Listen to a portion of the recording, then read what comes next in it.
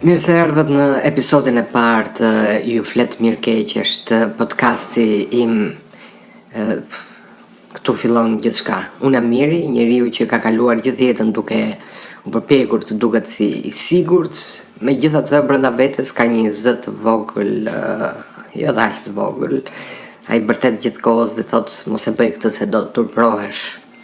Megjithatë ja ku jam duke zhvilluar sot një podcast. S'kam lënë mikrofonin pak sa hapur. Okej, bravo Miri, vendim fantastik. Mendova pak me zë, s'ka problem. Po e pranoj, jam pak i pasigurt, ose shumë, varet nga minuta në minutë, sepse ka diçka të çuditshme kur përpiqesh të fillosh diçka të re, edhe kur e do, edhe kur mendon, edhe kur thua po e bëj.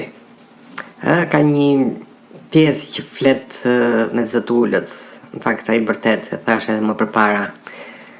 Ai të thotë, je i sigurt, aja vlen, po sikur mos dëgjoj njeri, po sikur të tallin, po sikur të vënë në lojë, po sikur i ftuari të jetë më interesant se ti. Dhe besojeni është shumë e mundimshme kjo gjë. Po si të qoftë, ja ku jemi, unë jam i ulur këtu me një mikrofon dhe nuk jam shumë i sigurt nëse kam lidhur siç duhet këtë mikrofon. Megjithatë do ta shohim më vonë. Dhe përballë meje është Iliri. Iliri që nuk e njeh pasigurinë, ose të paktën kështu pretendon. Si Iliri ka të llojin e vetbesimit që të irriton pak, por në të njëjtën kohë të jep ndjesinë sikur gjithçka do të jetë shumë mirë. Pra sot me mua është zoti Ilir. Përshëndetje. Përshëndetje, vetëm kaqe? Pas gjithë asaj përgatitje prita që të bëhet diçka më madhështore, si diçka e tipit zonja dhe zotrinj, ja ku po vjen njeriu që nuk dështoi kurrë. Vërtet mendon që nuk e dështuar asnjëherë?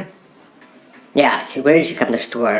Po unë kam talentin e rrallë për t'i harruar me njerë gjërat. Ju rekomandoj që ta provoni edhe juve, jeton më gjatë. Duket e drejtë. Unë për shembull jam këtu me një podcast të ri dhe s'më hiqet nga mendja që diçka do shkoj keq. Po, s'ka problem, është krejtësisht normale. Shiko, unë përpiqem që dukemi fortë, dua thjesht të flas për pasiguritë, për frikët, për fillimet e reja. Edhe unë jam këtu që të flas për mënyrën se si ti injorojmë. Ta filloj me këtë, nëse ti për shembull e ke vënë keq mikrofonin, askush nuk ka për ta marrë vesh. Nëse mua do m'dali zëri sikur jam brenda frigorifer, kjo është tjetër gjë, pse shpresoj që nuk e ke bërë. Faleminderit shumë për mbështetjen. Për këtë jam këtu Miro, për të mbështetur me kritika. Dakor të lirë, po e filloj me një pyetje të thjeshtë. Ti që je gjithmonë kaq i sigurt me veten, ke patur ndonjëherë në një moment kur je trembur të fillosh diçka të re? Unë? Të trembem? Jo Miro, unë kam lindur me vetbesim. Në thelb unë kam një rregull. Filloje edhe nëse nuk di nëse doja dalësh apo jo. Se frika nuk zhduket kurrë. Ti thjesht duhet të mësosh ta injorosh këtë gjë. Nuk jam i sigurt nëse mund ta injoroj.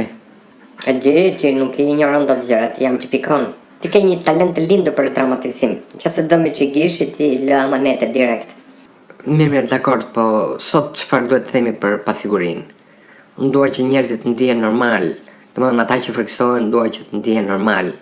Dua të them, është rregull të dyshosh tek vetja. Jo, seriozisht, pasiguria është normale.